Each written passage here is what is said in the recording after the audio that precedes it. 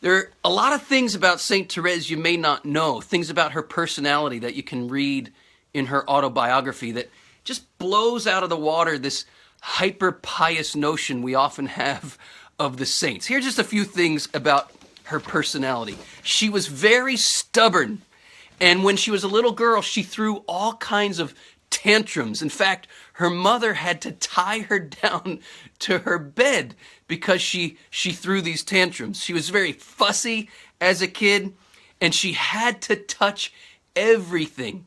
She tells this story of when she was in Rome. Let me see if I can find it. She tells the story when she was in Rome. She was 14 years old. She says, "I always had to find a way of touching everything.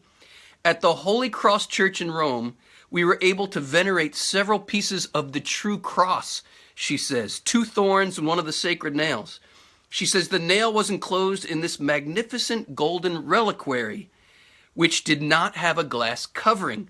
And she says, "I found a way of placing my little finger in one of the openings of the reliquary, and I could touch the nail that had been bathed in the blood of Jesus. Really, I was far too brazen," she says. In fact, another thing that reveals an aspect of her personality. When she met Pope Leo XIII, she was 14 years old. She was in Rome, and she was begging him to let her enter the convent when she was 15. And she was told when she went into this audience with the Pope, she was with several other people, she was told, "You are forbidden to speak." Did this stop her? No. She spoke anyway. She says, "Holy Father, in honor of your Jubilee, permit me to enter Carmel at the age of 15. When he told her to do what the superiors told her, she pressed the Pope. "Oh, Holy Father, if you say yes, everyone will agree." 2 guards literally had to carry her away in this audience with the Pope. Pretty funny aspects of her personality. She was very witty. She loved to tell jokes. She loved to laugh. She loved to make others laugh. And on her deathbed at the age of 24, in the midst of some great, great suffering, she was still full of jokes. And on her deathbed, she had all kinds of desires, including she asked her sisters, "Please get me a chocolate eclair," before she died. She was apparently very fond of chocolate eclairs. She loved nature. I especially love this about Therese. She writes about her love of the countryside, of birds, of grass, trees, wide open spaces, snow, the sea, the sun, the moon, stars, waterfalls, mountains, lakes, breezes, and of course, flowers. We know her name, of course, as the Little Flower. We'll talk about flowers in a bit. She liked noisy kisses. I love that about her. She was also quite bugged when she was in the convent by a nun who sat in front of her during prayer in the chapel, who made all these clicking noises with her mouth. Who knows what? I don't know. But she talks about how bugged she was by these clicking noises of the nun and how they almost drove her mad. But she took them as an opportunity to grow in patience and humility. She experienced a little bit of ecstasy when she was a little girl, when she was given a knife, or a pocket knife, I guess. She was a girl, and she said this filled her with joy to the point of ecstasy. I love, love, love her heart here.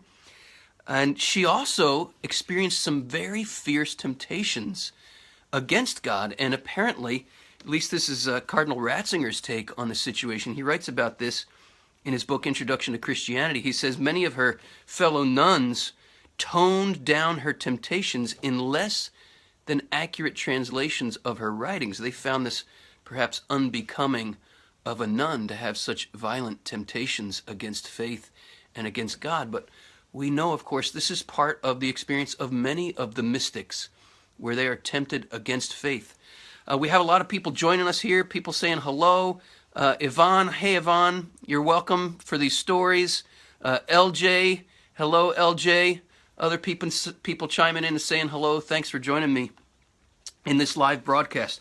Let me share some other things about Therese. Why the Little Flower? What's that name all about? You know, we call her the Little Flower. She's referred to as the Little Flower, but do we know where that name comes from? She loved flowers. She loved flowers. And in order to get to the root of that love of flowers, we have to get to the root of what a flower is. Therese was very big on reading the book of nature. I already shared her love of nature. She always was able to find the truth of God revealed through his creation. Why did she name herself a little flower? Well, let me read directly from her. She says, I recall a symbolic action my father performed, not realizing its full meaning. Going up to a low wall, he pointed out some little white flowers, like lilies in miniature, and plucking one of them, he gave it to me, explaining the care with which God brought it into being and preserved it to that very day. While I listened, I believe I was hearing my own story. So great was the resemblance between what Jesus had done for this little flower and what he had done for little Therese. She speaks about flowers with a great awe.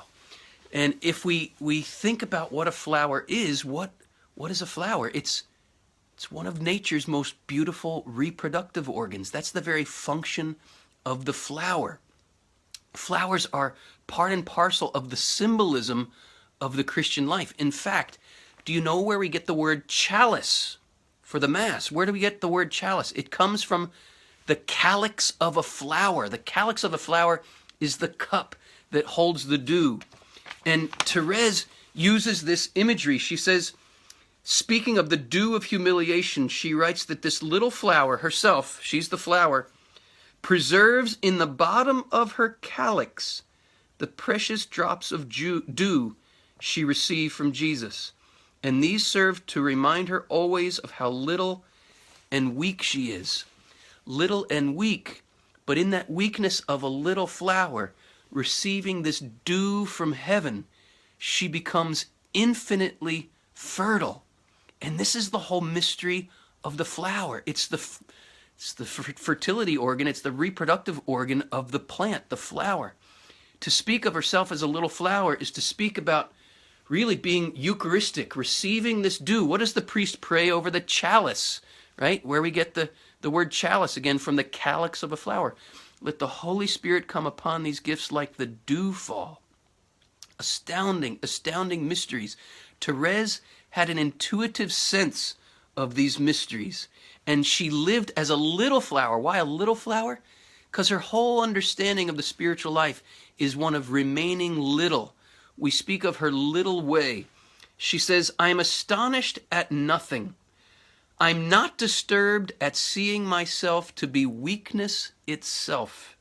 On the contrary, it is in my weakness that I glory, and I expect each day to discover new imperfections in myself. Therese gives us beautiful, beautiful insight into the paradox of true holiness. Here's the paradox of true holiness. We become more holy the more unholy we realize we are. That's the paradox. Or we could say this, the more imperfect we realize we are, the more perfect we become. It's the same paradox of saying, when I'm weak, then I'm strong. Here's another quote from Therese. She says, I learn that the more one advances on the journey with the Lord, the more one sees the goal is still far off. And now I am simply resigned to see myself always imperfect. And in this, I find my joy. Let me just push the pause button on that. I don't know about you, but I struggle to find my joy in my imperfections because I have a really skewed idea of the spiritual life. If you, like me, kind of roll your eyes when you hear saints like Therese talking about how imperfect they are, it only serves to demonstrate what a false notion of holiness we have. True holiness, all the saints talk about this.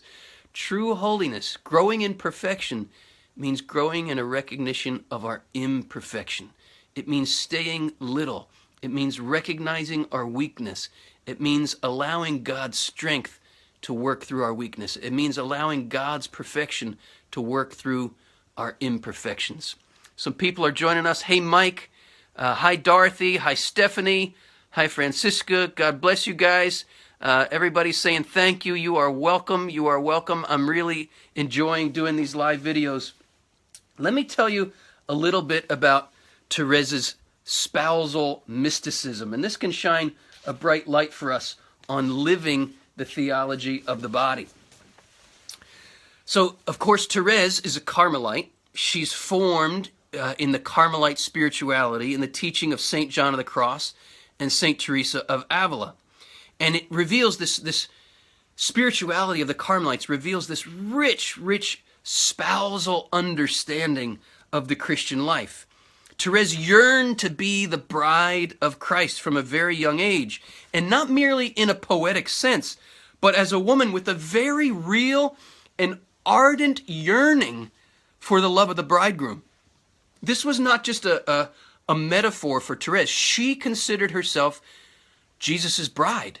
She considered herself to be married to Jesus. Jesus was her bridegroom, and she felt this from a very early age. She's writing here of her experience of going through puberty when desire is awakening. And listen to what she says. I was at the most dangerous age for young girls, when desire is getting awakened and we can be carried away in disordered directions. She says, I was at this most dangerous age for young girls, but God did for me what Ezekiel reports in his prophecies. Behold, your time was the time of lovers, and I spread my garment over you, says the prophet Ezekiel. And I entered into a covenant with you, and you became mine. Therese says that when her longing as a young woman, as her longing for love was being awakened, she learned at a very early age to direct that longing for love and union to her heavenly bridegroom, to her true spouse. And this is what saved her. This is what saved her from any temptation or from so often we can take those desires in disordered directions. Therese's spousal mysticism saved her from that. And we are the beneficiaries of her deep, intimate spousal love of Jesus. Let me share with you a little bit about what she says about how ardent her own desires were for the bridegroom. Let me see if here it is. So Therese, at her own admission, Therese was a woman of fierce, passionate desire. She says, my desires caused me a veritable martyrdom, she says. The pain of experiencing what we could call the infinitization of desire. Wow, pause there for a moment. So often we have this idea that following Christ means we squash our desires. No. The saints, especially the great mystics like Therese, teach us that the real journey of the Christian life is not a squashing of desire. It's a stretching of desire to the point of infinity. And so we can rightly speak of the infinitization of desire, where our desires for life, for love, for joy, for happiness get stretched so far that we have the capacity to receive the infinite one. She says her longing was stretched to the point of measurelessness, and this caused in her the greatest martyrdom. St. Augustine has this expression that the life of the Christian is one of being trained by longing. He says our lives are a gymnasium of desire. And when the Christian says the word God, for the Christian, the word God means you are the fulfillment of everything I desire. Therese lived this. She lived this powerfully and beautifully. She says that ardent thirst itself becomes the most delightful drink. Interesting, isn't it? So she's talking about allowing our hearts to be stretched to this point of measureless desire. And we have to recognize that in this life, that's really what we have, is the stretching of desire. The Lord in his goodness, he will grant us little tastes of heavenly fulfillment in this life, the life of prayer, the life of the sacraments. We get little heavenly tastes of the fulfillment of desire. But that fulfillment of desire only comes in the next life. But we needn't be afraid of that ardent thirst, because as Therese says, ardent thirst itself becomes the most delightful drink. In other words, we come to relish in the very idea of our desires being stretched. Here's some other things Therese says about desire. She says, I know that Jesus would not inspire the longings I feel unless he wanted to grant them. That is good news. She had these ardent, powerful, infinitized yearnings for infinite love, for infinite joy. And thanks be to God, this is the good news of the gospel. This is what Jesus wants to grant us. Infinite love, infinite joy. For every hungry heart, there is an infinite feast that corresponds to the hunger. She says in her exuberance, Ah, my Jesus, pardon me if I am unreasonable in wishing to express my desires and longings which reach even unto infinity. Pardon me and heal my soul by giving her what she longs for so much. To be your spouse, she says, this is what I long for. To be a Carmelite, and by my union with you. See, we see here her beautiful spousal mysticism. She understands in this spousal union with Jesus that she becomes a mother of souls. Should not this suffice for me? Should not this be enough, she says? And yet, it's not so. I desire more, Jesus. Jesus, Jesus, if I wanted to write all my desires, I would have to borrow your book of life. Oh, my Jesus, you desire today to grant other desires that are greater than the universe. This woman was a fireball of desire. She says, I am certain then that you will grant my desires. I know, oh my God, that the more you want to give me, the more you make me desire. This is good news. The more Jesus wants to give us, the more he makes us desire. I feel in my heart, Therese says, immense desires, and it is with confidence that I ask you to come and take possession of my soul. I want to end this little reflection here on this word confidence. This is one of the great, great gifts of Saint Therese. Confidence in the Lord's promise. Confidence in the Lord's mercy. Confidence in the Lord's tenderness. Her whole little way can be summarized with that word, confidence in God's love for her, in her weakness, in her littleness, in her sinful, broken humanity. That's the little way, a total abandoned trust that God's mercy and love is far, far greater than any of our weaknesses or sins.